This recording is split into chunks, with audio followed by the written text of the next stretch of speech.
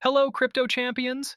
In this video, we will focus on XRP, study its latest news regarding SEC, and analyze the chart in detail and find out if this is a turning point for XRP. Let's get started. Ripple CEO reveals insights on whether SEC case is done and dusted. Ripple CEO Brad Garlinghouse has shed light on whether the case with the SEC is now done and dusted amid Ripple's streak of victories against the U.S. regulator. SEC has lost on everything that matters. Speaking during a fireside chat at the 2023 DC Tech Week, Garlinghouse contended that the SEC had suffered losses on crucial aspects and matters of significance in the Ripple case. The SEC has lost on everything that matters, he remarked. The Ripple CEO noted that whether the case is done and dusted hinges on the SEC's decision to pursue an appeal. Garlinghouse further highlighted that if the SEC chooses to escalate the appeal process, the impact of its losses would be magnified. Additionally, he reiterated that Ripple is ready to follow up on the case with the U.S. Supreme Court if the circumstances warrant such. Garlinghouse conveyed a strong belief that the SEC would not prevail at the Supreme Court, highlighting that the highest court has historically not been favorable to regulators. Now let's watch an excerpt from the DC FinTech video, after which I'll share my thoughts on it. Very short this time, but it's always good to be back in Washington. You going to have to spend any time at the SEC while you're here this time? Maybe a photo op? No, I'm kidding. No planned visits to the SEC, but I would welcome that. I mean, honestly, I think an open dialogue between industry and the SEC would be a step forward from where we are now. Well, of course, what we're all referring to, and I think everyone in this room pretty much knows what I'm talking about, is the SEC case, which a judge ruled in your favor around XRP and whether or not it was improperly issued as a security.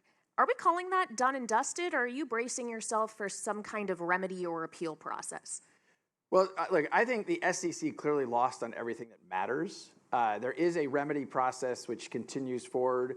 There's the unknown, and I know Chair Gensler is on stage later. You should ask him if they're going to appeal. That would be great. Look, that's not a knowable thing. From my point of view, they lost on the things they care most about. But by the same token, if they move it up the appellate ladder, it becomes more amplified as a decision of consequence. And so it'll be interesting. I think there's a strategic trade-off. I'm sure there's way more lawyers in this room than I'm comfortable, that you guys know more about it than I do. But I think it's to be determined whether or not I choose to appeal. I think regardless of whether they appeal, I feel really good about it. I think it's very clear the SEC now has lost. They lost 3 times with Ripple. They lost, I know the CEO of Grayscale is on, they lost the Grayscale case. And by the way, these are federal judges saying things, I'll quote Grayscale. The judge said that the SEC was being arbitrary and capricious. I mean, this is damning language from a federal judge. I also happen to believe, as long as I'm on a roll here, I think that's enough. So Ripple CEO Brad Garlinghouse is essentially saying, hey, we may be winning, but the game isn't over until the SEC decides it's had enough. And he's in a good mood, which is commendable. It's like a boxing match in which one fighter keeps getting knocked down but stubbornly refuses to stay on the canvas. In this case, the SEC is that determined fighter who is probably going to appeal. They were getting hit left and right in this bout with Ripple, and now they're facing a knockout if they don't rethink their strategy. Garlinghouse's confidence is skyrocketing like a cryptocurrency during a bull run. He's prepared to take the case all the way to the U.S. Supreme Court if necessary, betting that the nation's highest court won't side with regulators. It's a bold move, akin to going through a market crash with the hope that there will eventually be a rebound. And here's where things get interesting. The SEC, known for its harsh approach to cryptocurrencies, was accused of being arbitrary and capricious in the Grayscale case.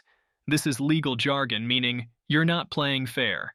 The SEC is like a referee at a soccer game who continually gives red cards for no reason. Garlinghouse points out that perhaps the SEC should sit down and rethink its plan of action in the cryptocurrency world.